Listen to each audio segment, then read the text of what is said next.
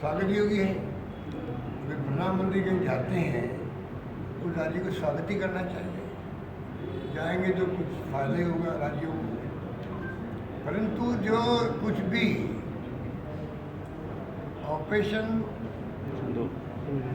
सिंदूर जो बनाया और उसके पहले पहलगाम की जो घटना हुई ना, उस वक्त में जिस प्रकार राहुल गांधी ने भूमिका अदा करी, तमाम विपक्ष को एक कर लिया, हम पूरे सरकार के साथ में, और पब्लिक पूरी साथ हो गई।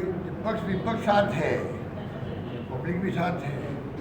सब लोग वही उम्मीद कर रहे थे कि अब जो कुछ होगा देश हित में होगा, और ये अपेक्षा की जाती सरकार थी। और सेनाओं ने, मैं समझता हूँ कि बहुत ही सूझबूझ का मैसेज दिया, दुनिया को मैसेज दे दिया कि भाई हमारी लड़ाई आतंकवाद से है। इसलिए उन्होंने वही हमला किया जहाँ आतंकी कैंप थे, 9 जगह, ना सिविलियंस की जगहों पर किया, ना उन्होंने उनकी जो आर्मी है, सेनाएं हैं, पूरे ठिकानों पे नहीं किया। बहुत बड़ी बात थी, दुनिया में इसको लोगों ने अप्रिशिएट किया। बाद में जो ट्रम्प साहब जो आगे पिक्चर के अंदर, इसको मैं बहुत खतरनाक मानता हूँ। खतरनाक मैं इसलिए मानता हूँ कि आज तक वॉइस निकली है, किसी गवर्नमेंट रही हो, इंदिरा जी से लगा के राजीव गांधी रहे हो, नरसिम्हा राव जी रहे हो, देवगौड़ा जी रहे हो, गुजराल साहब रहे हो, वाजपेयी जी रहे हो,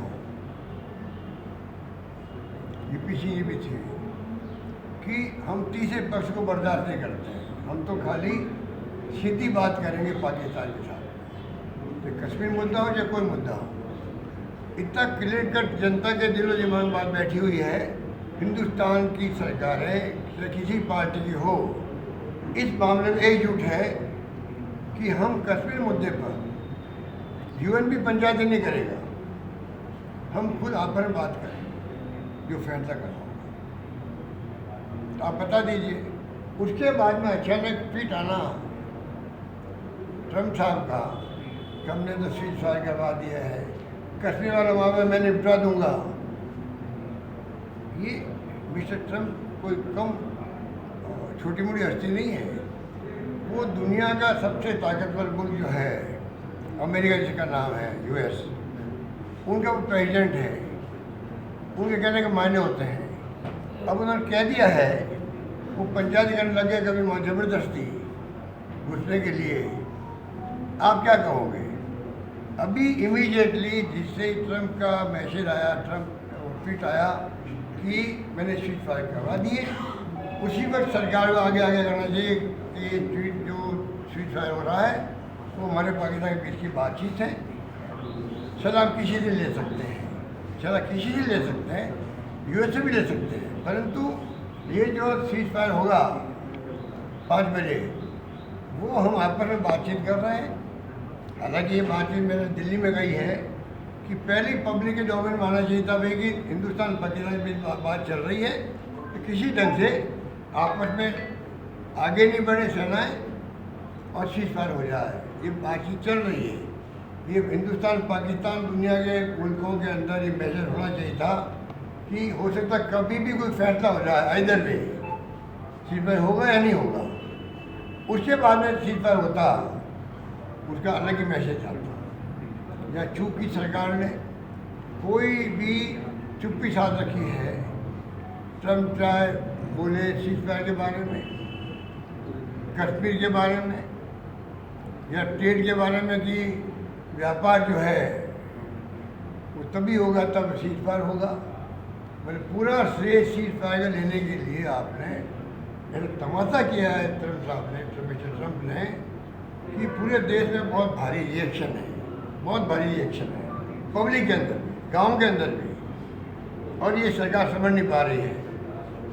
मेरा मानना है कि इस प्रकार से स्थिति रही तो इनको खामियाजा भुगतना पड़ेगा।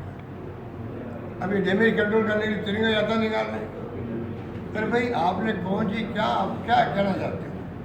हमने मैसेज दिया सेनाओं के लिए, सेनाओं के हौसला अफजाई, सेनाओं का पराक्रम, उनका शौर्य हमें गर्व का एहसास करवाता है। तिरंगी यात्रा हमने भी एक मैसेज दिया और इनकी तरह उसको प्रोग्राम नहीं बनाया भाई कि आप उसका राजनीतिक लाभ देते फिरते रहो और लोग गुमराह करो। इसका जवाब वो दे नहीं रहा है। आपने गलती क्यों की, चुप्पी अभी तक क्यों शादी हुई है। मैं ये पूछना चाहूँगा मोदी जी से भी कि भाई आपने अभी तक चुप्पी क्यों साधे रखी है। अभी भी क्यों नहीं कहते आप कि कोई तीसरा पक्ष नहीं आएगा। अभी भी क्यों नहीं कह रहे हो, इस बात में जोड़ दे रहा हूँ। अभी भी आप क्यों नहीं कह रहे हो तीसरा पक्ष कोई नहीं आएगा, सिर्फ और सिर्फ हिंदुस्तान पाकिस्तान के बीच की बात है। कमाल हो रहा है। स्टेट का वो बात कर रहा है, कश्मीर की बात वो कर रहे हैं, सीजफायर की बात कर रहे हैं और लैंग्वेज बदल रहे हैं। कभी कर रहे नहीं, सीजफायर मैंने नहीं करा, मैंने खाली मदद करी। क्या मतलब हुआ। आप मैसेज लोगों को देना चाहते हो।